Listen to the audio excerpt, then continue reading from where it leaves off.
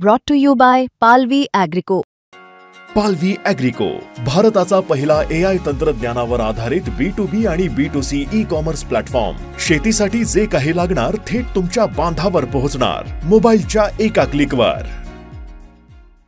कुणी काही विधानं केली, मुख्यमंत्री बोलले किंवा ते काय त्यांचं नाव होते, आपल्याला राज्याच्या हितासाठी जे योग्य होतं त्या रस्त्याने जायला पाहिजे.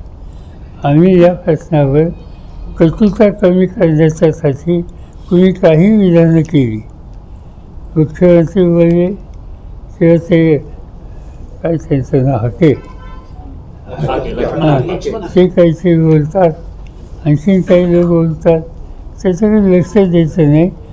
लोकांना एकत्र कसं, कारण हा खरा प्रश्न आहे तो तुमच्याकडे नाही. फार आज महाराष्ट्रात ही कटुता वाढली की प्रामुख्याने मराठवाड्याच्या काही जिल्ह्यात, जालना, बीड, परभणी, औरंगाबाद, उस्मानाबाद एवढ्या टाकून जे काही आंदोलन मुंबईत झाली तिथं प्रामुख्याने या भागातली तरुण केली होती. आणि तिथं आज दुर्दैवानं असं चित्र आहे की मी मराठा आहे, माझं हॉटेल आहे आणि तुम्ही ओबीसी आहात, तर तुम्ही माझ्या हॉटेलमध्ये येत नाही, किंवा तुम्ही ओबीसी आहात, तुमचा एखादा व्यवसाय आहे, मी मराठा आहे तर मी तुमच्याकडे येत नाही. असं चित्र महाराष्ट्रात कधी नव्हतं. आणि ते चित्र आपण काही झालं तरी राग, टीका, टिप्पणी याच्याकडे न बघता सामंजस्यच तयार केलं पाहिजे. आज त्याची आवश्यकता महाराष्ट्राला आहे. आणि आम्हा लोकांचं तर असं काय राजकीयदृष्ट्या काय होईल त्याची चिंता नाही, सामाजिकदृष्ट्या महाराष्ट्र एकसंघ पाहिजे.